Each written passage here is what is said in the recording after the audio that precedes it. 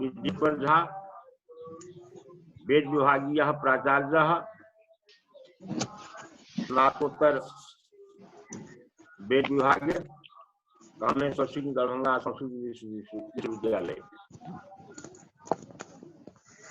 छात्रा अद्य पाठस्य विषयो भवेत् द्वात्रिंशाध्यायस्य प्रारंभिको मंत्रः। आज 25वें अध्याय का जो पहला मंत्र है, या मैं यह भी जानना चाहता हूँ 31वें अध्याय का जो श्री सत्य मंत्र था, क्या उसकी व्याख्या कल पूरी हो गई, वो पाठ हो गया या बाकी है? कल का जो पाठ था श्री सत्य लक्ष्मी स, उसका प्रत्यायन हुआ या नहीं हुआ, उसकी जानकारी का ज्ञान हुआ कि नहीं? अच्छा, अवशिष्ट है। अच्छा ठीक है, तो मैं उसको दोहरा देता हूँ, एक बार उसको मैं दोहरा देता हूँ। इस मंत्र में श्री सत्य लक्ष्मी स पत्न्यौ, अर्थात हे आदित्य अनेन मंत्रेण श्री सत्य लक्ष्मी स, इस मंत्र के द्वारा आदित्य की स्तुति करके प्रार्थना की जाती है। इधर ने लिखा कि आदित्यम स्तुत्वा प्रार्थयते। आदित्य का माने आदित्य मंडल में रहने वाले जो पुरुष हैं, आदित्य का माने आदित्य मंडल में रहने वाले, लक्षण कहो क्या आरोपिता प्रति कहो, आदित्य मंडल में रहने वाले जो परमेश्वर हैं, उन्हीं का संबोधन है, जो आदित्य के रूप में ही है। हे आदित्य, श्री और लक्ष्मी ते पत्नियों, श्री ते लक्ष्मी पत्नियों, ते तव पत्नियों, अर्थात पत्नी स्थान श्री रस्ती लक्ष्मी शास्त्री, तुम्हारे पत्नी के स्थान पर भाई पत्नी श्री भी है और लक्ष्मी भी है। तो श्री का माने होता है जिसका लोग आश्रय लेता हो, तो जिसके आश्रय में लोग जीता हो। किसके आश्रय में लोग जीता है? संपत्ति के आश्रय में। इसीलिए श्री का माने संपत्ति हुई। और श्री सत्य लक्ष्मी पत्नियों, लक्ष्मी भी आपकी पत्नी है। माने क्या हुआ? तो ऐश्वर्य लक्ष्मी लक्षणार्वा, जिसमें ईश्वरता का लक्षण पाया जाता हो, वो लक्ष्मी है। लक्ष्य धात से मुठ प्रत्यय करने पर में लक्ष्य मुच, लक्ष्य धात से टी प्रत्यय और मुठ का आगम होने के बाद लक्ष्मी शब्द की सिद्धि होती है, जिसमें सुंदरता का लक्षण पाया जाता हो, वो लक्ष्मी है, वो लक्ष्मी है। इसीलिए संपत्ति और शोभा, संपत्ति और सुंदरता ही आदित्य आपकी पत्नियां हैं। श्री सत्य लक्ष्मी पत्नियों। और अहोरात्रे पार्श्वे, अहोरात्रे पार्श्वभागो सह, अहोरात्रे पार्श्वभागे सह अहन और रात्रि, दिवारात्रि, दिन और रात। आदित्य आपका एक पार्श्व दिन है और दूसरा पार्श्व रात्रि। हाँ, अहोरात्रे पार्श्वे, अहोरात्र। तो अहोरात्र रात्रि किसे कहा जाए? तो रात्रि का माने होता है राति, ददाती, रात्रि ददाती थी रात्रि,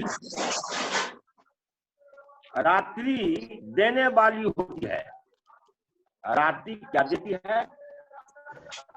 निरूपकार ने कहा रात्रि अवश्यायम रात, अवश्याय का दान करती है, दान माने दान करती है।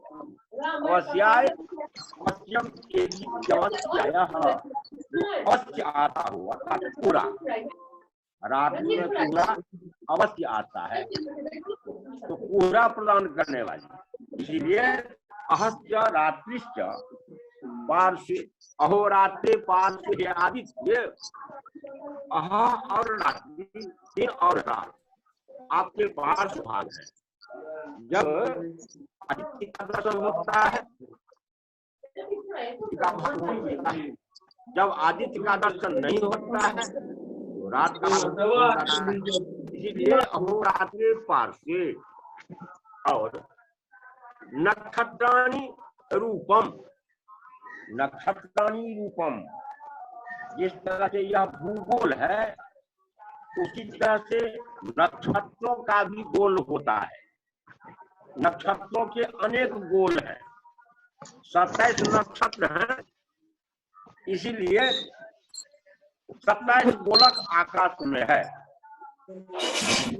क्या तो शायद कहते हैं कि यथा तेजसाम गोलका सूर्यो, तेजसाम गोलका, तेजों के गोलक, तेज का गोलक तो सूर्य है, तेजो गोलक सूर्य, प्रकाश का गोलक सूर्य क्या है, एक प्रकाश का गोला है। और नक्षत्र क्या है, वह अम्बु गोलक है। अम्बु गोलक माने जल का गोलक, इसका माने हुआ जल का गोलक। नक्षत्र का माने होता है ज्योतिष शास्त्र के मुताबिक जल का गोलक, जिसका स्पष्टीकरण महीधर ने दिया। नक्षत्राणि गगनगास्तारा तव रूपम, पहले इस तरह का व्याख्यान दिए महीधर ने। नक्षत्राणि गगनगास्तारा, नक्षत्र गगनग तारा को कहा जाता है। तो गगनग तारा, गगन में जाने वाला, आकाश में रहने वाला, आकाश में रहने वाले जो तारा मंडल है उसी को नक्षत्र कहा जाता है। नक्षरति, नक्षरति अर्थात वह नाश नहीं होता है, इसलिए नक्षत्र होता है। नभ्रान नपान न वेदा न सत्या नमुची नकुल नख नपुंसक नक्षत्र नक्ष नाट्य, नक्षत्रम नक्षत्रम नक्षत्रम, अक्षत्रम नहीं नक्षत्र। वो जो नक्षत्र है, नक्षत्र अम्बु गोलक, वो अम्बु गोलक है। इसीलिए देखोगे कि जब वृष्टि का विचार होता है, वर्षा विचार, तो ज्योतिष शास्त्र में एक वृष्टि विचार भी होता है, जिसको हम लोग 10 तारक भी बोलते हैं। यद्यपि सभी नक्षत्र अम्बु गोलक है, जितने नक्षत्र मंडल है 27, उन सबों में पानी का भाग रहता है। पानी का भाग रहने के कारण उसे ज्योतिष शास्त्र नक्षत्र गोलक कहते हैं। और उन नक्षत्रों का संयोग जब सूर्य से हो जाता है तब वो गर्भाधान करता है। जब नक्षत्रों का संयोग चंद्रमा के साथ होता है तब वर्षा होता है। तो सूर्य के द्वारा नक्षत्रों के संपर्क होने पर में ज्योतिष शास्त्र में इसका विशद रूप से अलग से इसका व्याख्यान दिया गया है, अलग रूप से इसको समझाया गया है। जो वर्षाप्रद होता है, वृष्टिप्रद होते हैं। सूर्य तारे न गर्भवती, तो सूर्य के तार से वह नक्षत्र गर्भयुक्त हो जाता है और 180 दिन पर में गर्भमोचन होता है, अर्थात वर्षा होती है। जिस रोज गर्भ धारण करेगा नक्षत्र, जो नक्षत्र, उसके 180वें दिन के बाद वृष्टि होगी, गर्भ का मोचन होगा। तो नक्षत्र जो है वो अम्बु गोलक है। वही कहता है कि नक्षत्राणि रूपम, जितने भी 27 नक्षत्र है आदित्य, आप ही की कृपा से, आपके ही सहयोग से वह जो है अम्बु गोलक वो वृष्टि का क्षरण करता है, वही आपका रूप है। रूप अर्थात स्वरूप, वही आपका स्वरूप है।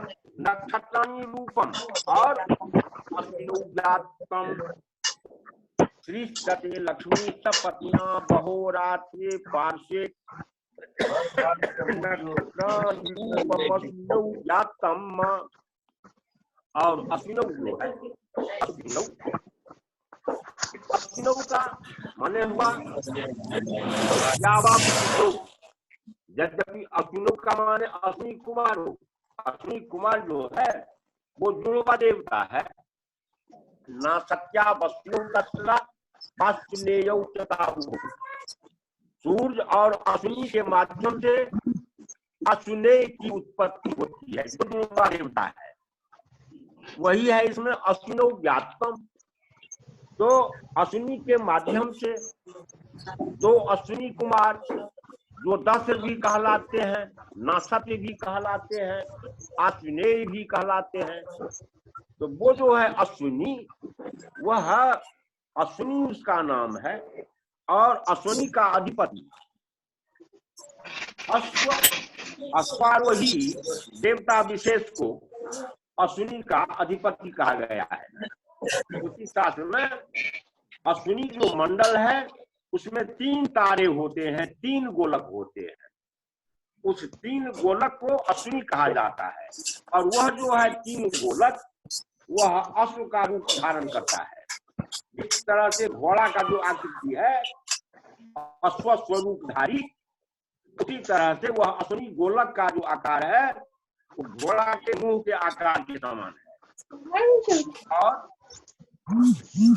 उसी के माध्यम से अश्विनी कुमारों का जन्म हुआ। वो तो अश्विनी कुमार है, लेकिन यहाँ व्याख्याकार भाष्यकार अश्विनों का अर्थ व्यावा पृथ्वी करते हैं।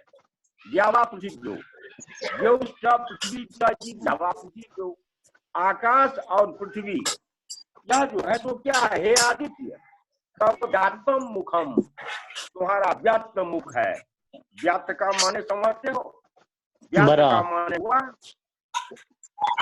विवृत मुख, अर्थात जिस तरह से हम लोग जमुहाई करते हैं, जमुहाई करने के समय में जिस तरह से हम लोग मुख का व्यादान, मुख को विवृत कर देते हैं, विवरण कर देते हैं। अगर लोक भाषा में, ठेठ भाषा में विदारना कहेंगे, मुख को विदार देते हैं, मुख को फैला देते हैं। थोड़ा ठेठ भाषा में फैलाना कहो और वैसे ठेठ भाषा में विदारना कहो। वो कहते हैं अश्विनो व्यात्तम, हे आदित्य, यह जो माने जावा पृथ्वी है, जावा पृथ्वी आकाश जो है वो आपका व्यात्त मुख है, फैलाया हुआ मुख है, और पृथ्वी भी आपका फैलाया हुआ ही मुख है। अर्थात इसी अंतरिक्ष में जितने भी जंतु होते हैं सब सुख को प्राप्त करते हैं। इसलिए अश्विनो व्यात्तम कहा गया है। आदित्य, यह व्यावा पृथ्वी आपका व्यात्त मुख है, मैंने मुख है, अर्थात फैलाया हुआ मुख है, पृथ्वी भी और आकाश भी। ये वेद में कहा गया अश्विनो व्यात्तम। और आगे की अर्धाली में ईशनन निखान, ईशनन अर्थात इच्छन, इच्छन इच्छायाम, ध्यान से सुनना, इस मंत्र को स्पष्ट कर लेना। इसकी जो भाषा है उसमें कई तरह की माने है, दिक्कतें हैं, इसलिए इसको समझना होगा। ईशनन निखान, हे आदित्य, कर्म फलम इच्छन, कर्म फलम इच्छन, कर्म फल की इच्छा करते हुए, माने मुझे सकर्म का फल प्राप्त हो, इति इखान, ईशनन इखान अर्थात कर्म फलम इच्छन अहम, मैं कर्म फल की इच्छा करता हूँ, तू इसको संपादित करो। तुमपि इखानो, तुमपि काम है, तुम माने तुमपि साध है, हम जिस कर्म फल की इच्छा करते हैं तुम उसकी साधना करो। इसका माने सो हुआ, कृष्णन निखाण, हे आदित्य, हम जिस कर्म फल की इच्छा करते हैं तू उसको साधित करो, तू उसको संपन्न करो। यह इस इच्छायाम जो है उसका वह विकरण प्रत्यय होने के बाद इखाणो ऐसा प्रयोग हुआ, जिसका तात्पर्य है कि कर्म फल संपादनम करो तू साधय तू वा, मेरा जो कर्म फल है तू उसकी साधना करो। कृष्णन निखाण और अमुम में इखाण, कृष्णन निखाण अमुम इखाण, कृष्णन इखाण अमुम, इखाणों के आगे अगर अमुम रहेगा तो शब्द क्या बनेगा? इखाणा अमुम, कृष्णन, कृष्णन निखाणा अमुम इखाण, कृष्णन इखाण, जिस कर्म फल को मैं चाहता हूं तुम उसको सिद्ध करो, तत्कर्म फलम त्वम साध है। अमुम इखाण, अमुम में इखाण, मेरे लिए अमुम लोकम अर्थात परलोकम अपि इखाणो साधे, मेरे लिए परलोक की भी साधना करो। कृष्णन इखाण अमुम इखाण में, कृष्णन इखाण अमुम इखाण। और उसके बाद मंत्र में जो है कृष्णन इखाण मुम इखाण सर्वलोकम म इखाण, मम कृते, मेरे लिए इखाण साध है, साधन करो, संपादित करो। क्या संपादित करो? सर्वलोकम, सार्वभौमिकता, सर्वलोकता, सर्वलोकता का साधन करो। तो परलोक का साधन करो, बल्कि सर्वलोकों का भी साधन करो और कर्म फल का भी साधन करो। इच्छित जो कर्म फल है, जिस कर्म फल को मैं चाहता हूं, हे आदित्य, तुम उसको साधित करो, तुम उसको सिद्ध करो और मेरे लिए परलोक को भी सिद्ध करो और मेरे लिए सभी लोगों को सिद्ध करो। सर्वम में मम इखाण, सर्वलोकात्मक को हम, सार्वभौमिकता, मैं सार्वभौम हो जाऊं, जहां कहीं भी मैं जाऊं मैं वहीं का हो जाऊं। यह भी तुम साबित करो, यह भी तुम साधन करो। मंत्र का हुआ सर्वलोकम मैं इखाण, इखाणों का अर्थ साधय से अगर करोगे, निष्पादय से अगर करोगे तो अर्थाभिव्यक्ति हो जाएगी। इसीलिए मेरे लिए सार्वभौमिकता का भी, सार्वलौकिकता का भी साधन करो हे आदित्य। ऐसा इस मत का तात्पर्य महिला ने किया। और गुरु जी आवाज स्पष्ट नहीं हो रही है। आवाज स्पष्ट नहीं हो नहीं, वो आवाज ठीक है वैसे, आवाज ठीक है वैसे गुरु जी, ठीक कोई कहता है ना, आवाज सही आता है। नहीं हमारा तो, हम तो यहाँ स्पष्ट बोल रहे हैं, हमको तो कोई दिक्कत नहीं है जी गुरु जी, वहीं कहीं गड़बड़ी आवाज सही आ रही है। अच्छा ठीक है। आगे का जो अध्याय है उसका नाम, आगे का अध्याय माने यह जो 31वां अध्याय था उसका नाम तो पुष्पमेध मंत्र भी है और आगे है सर्ववेद मंत्र। अथ सर्ववेद मंत्रा उच्यन्ते। अब यहाँ से सर्ववेद संबंधी जो मंत्र है 32वां अध्याय और 33वें अध्याय के 55वें मंत्र पर्यंत सर्ववेद संज्ञक जो मंत्र है इसमें पाठ किया गया है। और ये सभी जितने मंत्र है सबों के ऋषि, हर एक मंत्र में कोई ना कोई ऋषि होते हैं और कोई ना कोई उसके देवता भी होते हैं और कोई ना कोई उसका छंद होता है। इस तीन बात को स्मरण में रखना होता है। मंत्र पाठ से पहले उसका प्रयोग किया जाता है। अस्य मंत्रस्य स्वयंभूर ब्रह्मा ऋषि अथ छंदः परमात्मा देवता सर्वमेधे विनियोग। सर्वमेध में इसका विनियोग होता है, इस तरह का विनियोग भी बनाया जाता है। तो यह जो मंत्र है, आगे का मंत्र जो सर्वमेधाध्याय भी है, या सर्वमेधाध्याय में नहीं मंत्र तो नहीं है, 33वें अध्याय के 55 मंत्र पर्यंत वो सर्वमेध का है। इसका पहला मंत्र है हरि ओम तदेवाग्निस्तदादित्यस्तद्वायुस्तदूषम् तदेव शुक्रम तद्ब्रह्मता आपः स प्रजापति। तो यह उसका पहला मंत्र है। तदेवाग्नि तात्पर्य हुआ इसका, यह जो मंत्र है में है और परमात्मा के देवता है और स्वयंभू प्रजापति इसके ऋषि है। इस तरह से यह जो मंत्र है, तदेव अग्नि तद आदित्य तद वायु चंद्रमा। तो तत्पद का माने हुआ माने तत् कारणम ब्रह्म, वह जो है कारण, कारणात्मा, जो सारा संसार का कारण है। जो कारण है अर्थात जतोवा इमानि भूतानि जायन्ते, तोवा इमानि भूतानि, तो जतोवा इमानि भूतानि जायन्ते, जहां से इन सारे भूतों की उत्पत्ति होती है वही इसका कारण है। वो जो कारण है वही अग्नि है।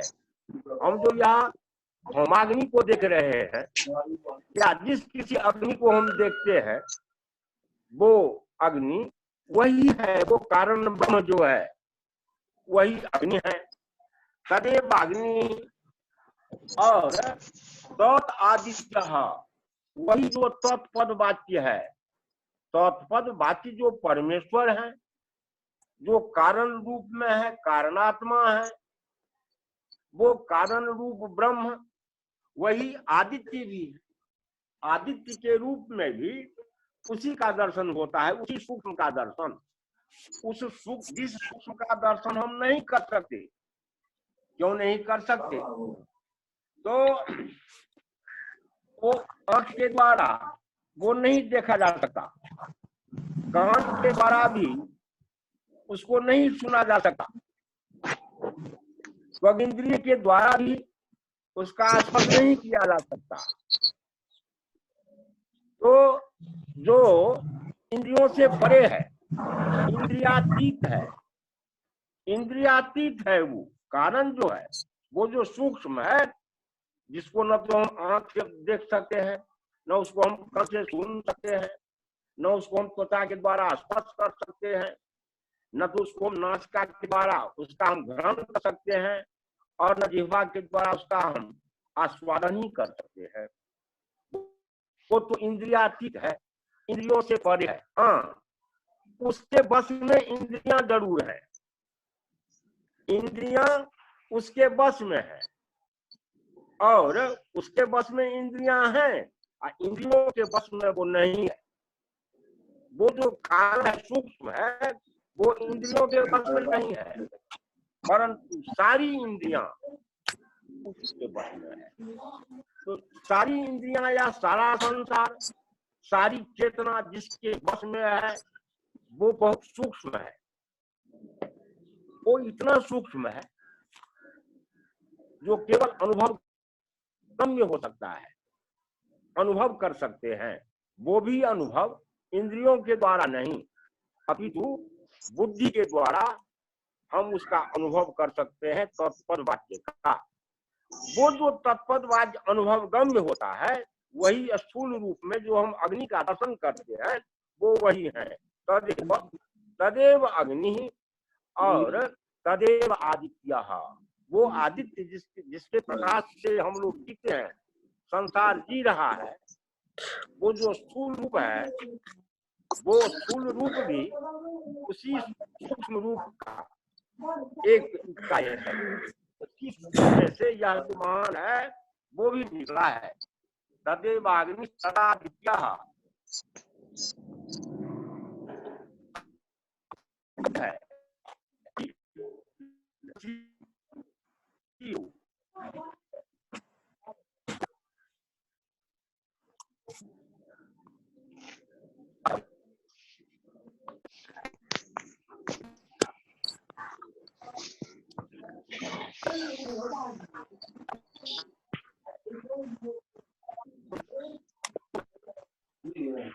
चारों ओर फैलता है, दिगंत में जाता है।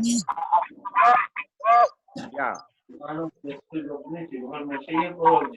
तो तदेवाग्नि तदादित्याः तद वायु, क्या तद वायु, बाकी की वायु। तो वायु का अनुभव, वायु किसे कहा जाए? तो वायु जो है, वायु रूप रहित स्पर्शवान वायु, जो परिभाषा हम लोग पढ़े हैं। वायु का स्वरूप क्या है? कुछ नहीं, वो रूप रहित है, परंतु उसका अनुभव कैसे होता है? स्पर्श के द्वारा। तो इंद्रिय के द्वारा हम अनुभव करते हैं कि हवा चल रही है। हवा चल रही है कि नहीं चल रही है, इसको किसने देखा? तो किसी ने नहीं देखा। तब कैसे समझा? तो त्वगिंद्रिय के द्वारा समझा। त्वगिंद्रिय जो है त्वचा, वो कहती है कि हवा चल रही है, अनुभव कर लेते हैं। ठंडा या गर्म हवा का अनुभव त्वगिंद्रिय कर लेती है। इसीलिए वो जो अदृश्य और शक्तिमान देखा नहीं जाता, परंतु वह शक्तिमान है।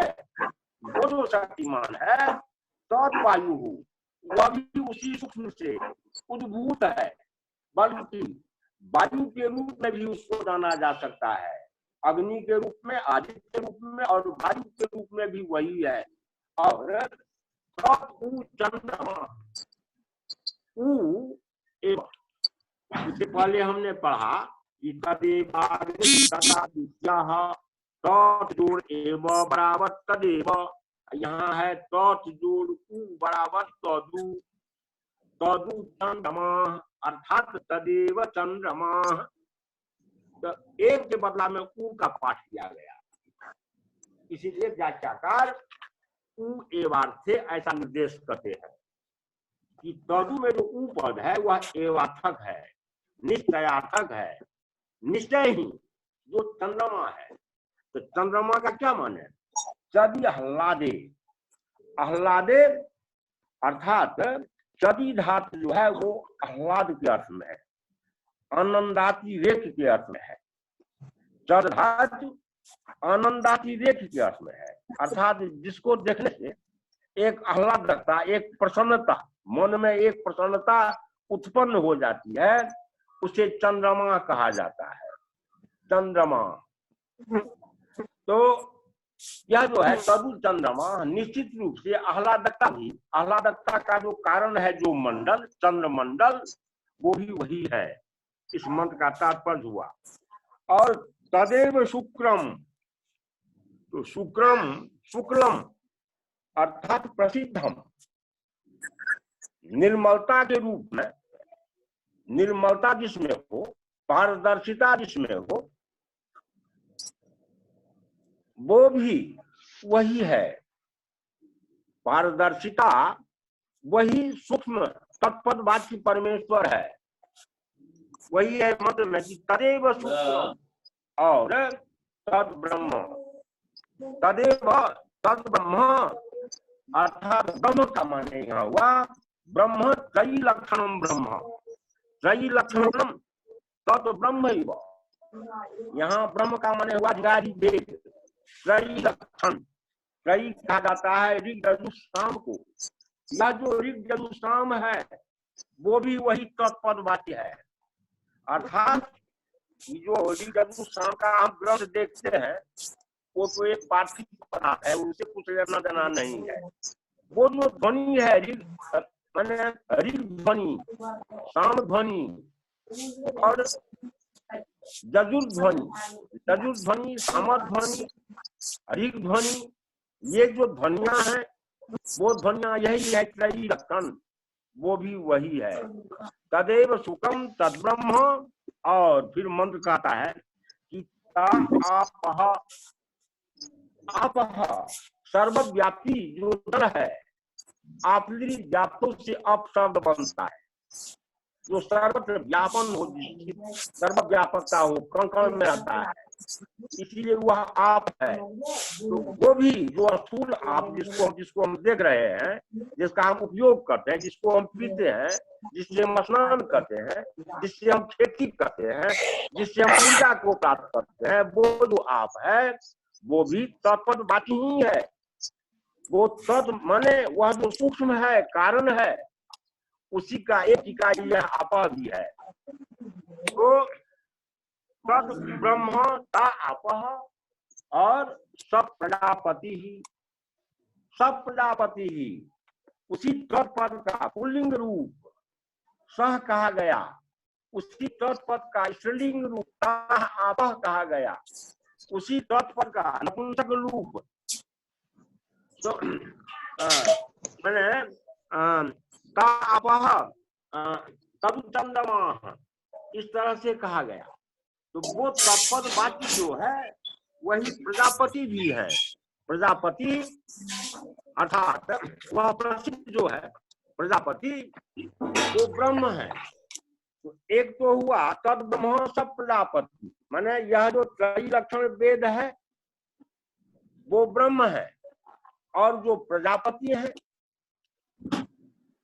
प्रकृष्टे जायते जस्मात्, प्रकृष्ट रूप से प्रचुर रूप से जहां से प्राणी उत्पन्न होता है, जतो वा इमानि भूतानि जायन्ते, जिस अवधि में से, जिस अपादान में से सारा का सारा निकलता है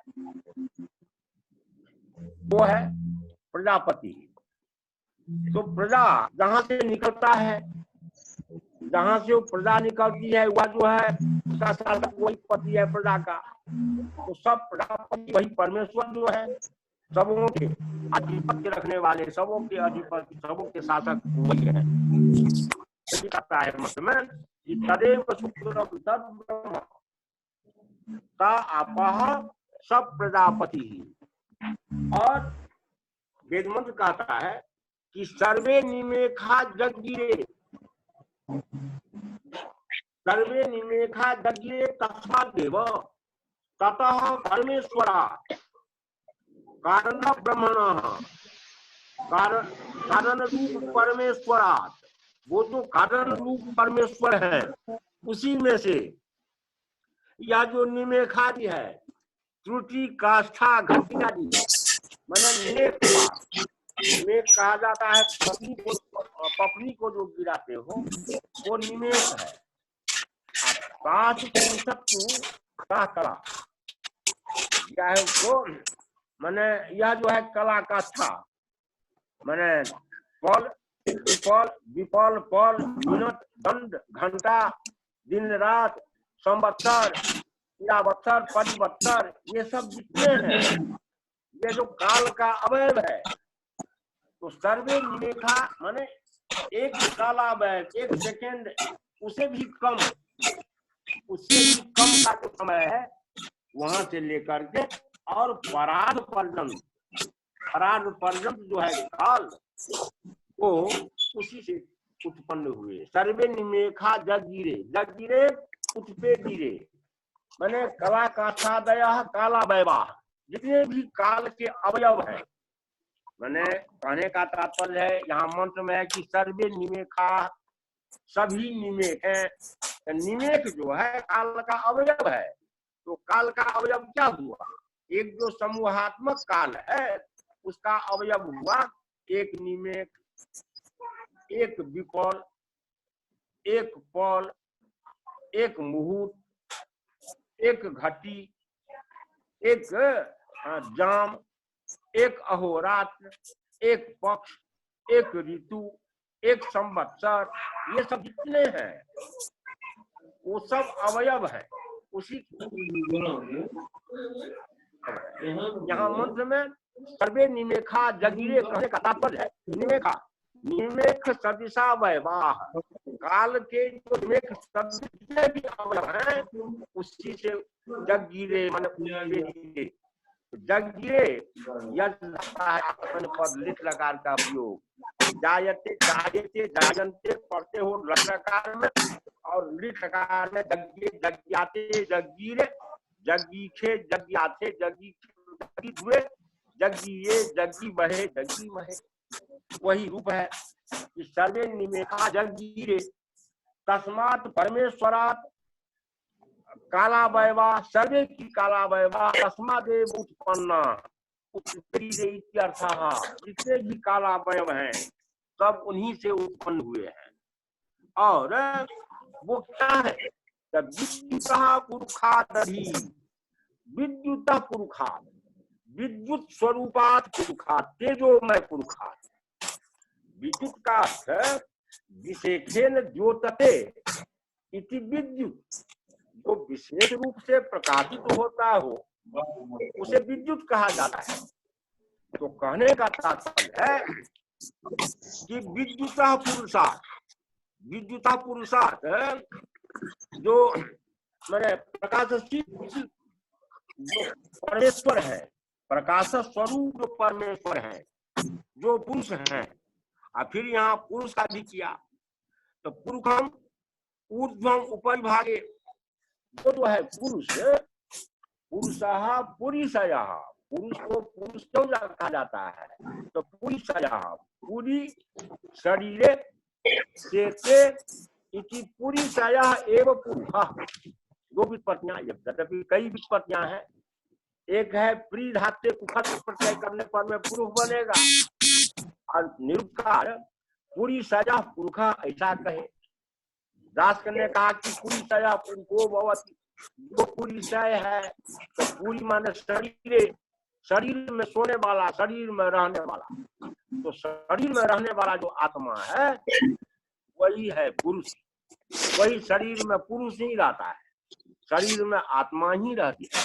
इसलिए वो कहते हैं कि विद्युतः पुरुषादधि सर्वे निमेखा जगीरे, वह जो प्रकाशमय पुरुष है उसी से सभी कालावयवों की उत्पत्ति, सभी कालावयव उसी से उत्पन्न हुए। सर्वे निमेखा जगीरे विद्युतः पुरुषात् अधि, पुरुषात् सकाशात्, पुरुष के नजदीक से ही वो पुरुष कहता है कि विद्युतः पुरुषात् विशेषेण द्योतनशीलात् पुरुषात्, जो विशेष रूप से प्रकाशित होने वाला जो पुरुष है उसी प्रकाशित होने वाले पुरुष से ये जितने भी कालावयव है, मैंने घंटा, मिनट, फल, फल, दंड, फल, वर्ष, संवत्सर इत्यादि, मास, ऋतु, पक्ष, सप्ताह सब उसी के उत्पन्न हुए।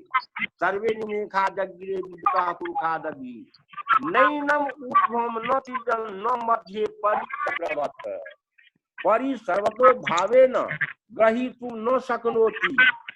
इस तरह के जो वे प्रकाश पुरुष है, प्रकाश स्वरूप जो पुरुष है, जो वेद भगवान वेद कहते हैं कि अपने के संबंध में, भगवान वेद अपने आत्मा के संबंध में कहते हैं कि न एनम ऊर्ध्वम न तिजंतम, इस विद्युत पुरुष को आप ऊपर से ग्रहण नहीं कर सकते।